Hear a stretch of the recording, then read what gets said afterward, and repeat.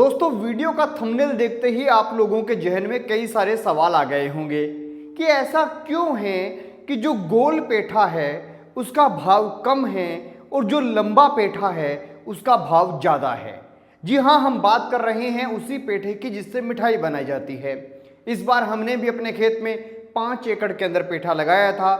जब पहली बार लगाया था तब भी आपको उसकी वीडियो दिखाई थी, फिर उसकी बेलें जब फैल गई थी उसकी भी वीडियो दिखाई थी, और उसके बाद में उसमें जो बीमारियां आई उनके बारे में भी आपको मैंने बताया था।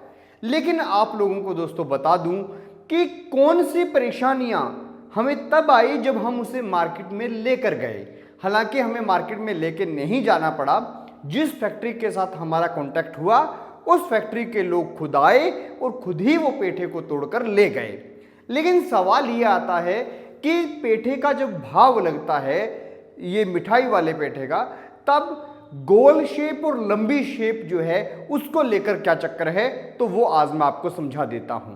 मेरे इस तस्वीर के अंदर जो आपको पेठा हाथ में दिखाई दे रहा है ये है लंबा पेठा। इसमें पेठे का साइज यूं बढ़ता है, लेकिन आपको इसके अलावा कुछ और तस्वीरें भी यहां पे दिखाई दे रही होंगी। इनके अंदर पेठा है गोल।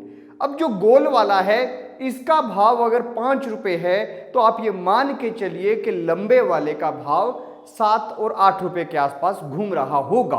और उसके पीछे की सबसे बड़ी वजह यह है कि जो लंबा पेठा है उसका जब मिठाई बनती है तो इजीली बन जाती है। इजीली क्यों बन जाती है कि उन्होंने उसको काटा, मशीन में रखा, छेद हुआ, हो गया। लेकिन जब वो गोल वाले को काटते हैं तो गुलाई में उसके दोनों साइड का जो डायमीटर आ जाता है वहां पे जब मशीन से उसमें छेद निकाला जाता है तब पेठा बीच में से फट जाता है।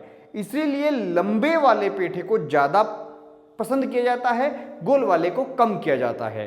हालांकि एक बात मैं आपको बता दूं, जब भी आपके खेत में गोल वाला पेठा गलती से उगा लिया जाए तो ऐसी कंडीशन में आपने उस व्यक्ति को ढूंढना है, उस फैक्ट्री वाले को ढूंढना है जिसने अभी अभी नया कारोबार किया हो।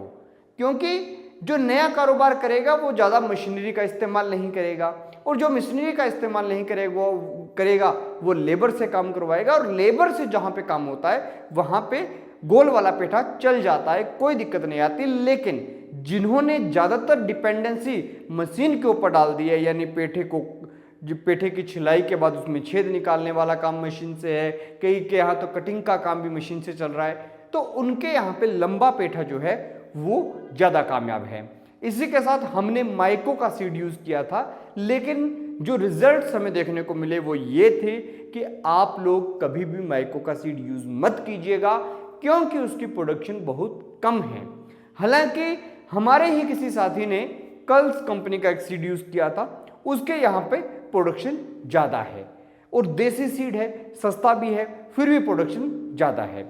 इसी के साथ एक फैक्टर जो सबसे ज़्यादा काम करता है वो ये करता है कि जब आपके खेत में फूल लगे हों और ऊपर से बरसात हो जाए तो उसके बाद में आपकी प्रोडक्शन कम हो जाती है।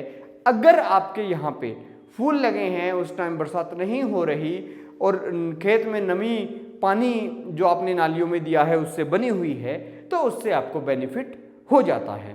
इसी के साथ जब पेठा लग जाए तो इसे लगभग 3 से 4 तुड़ाई के अंदर तुड़ाएं। हमने तो एक बार में दिया तो उसमें छोटा बड़ा सब वो इकट्ठा ले गए, लेकिन आप जो बड़ा पीस है उसको देखेंगे कि अगर उसके पास में पानी टच भी हो गया तो वो खराब हो जाएगा। छोटा पीस है वो अभी बन रहा है, तो ऐसे में आप लोग अगर बेल से समय समय पर खुद हार्वेस्ट करके बेचते रहेंगे तो इससे प्रोडक्शन भी ज़्यादा होगी, क्योंकि किसी भी बेल से एक फल को तोड़ लोगे तो दूसरा फल उसमें जल्दी ग्रोथ करता और ज़्यादा लगता भी है। तो ऐसे में आप 3 से 4 तुड़ाइयों के अंदर पेठे की तुड़ाई करें। यही हमारे रिव्यू है इस पूरे के पूरी पेठे की खेती करने के बाद। खैर दोस्तों, ये वीडियो अगर आपको इन्फॉर्मेटिव लगी हो तो चैनल को सब्सक्राइब कर लीजिए, बेल आइकन को दबा लीजिए, और उसी के साथ पेठे से जुड़ी दोनों तीनों वीडियो यहाँ पे दी हुई हैं, इनको ज़रूर देखें। देखते रहिए ABC इंडिया।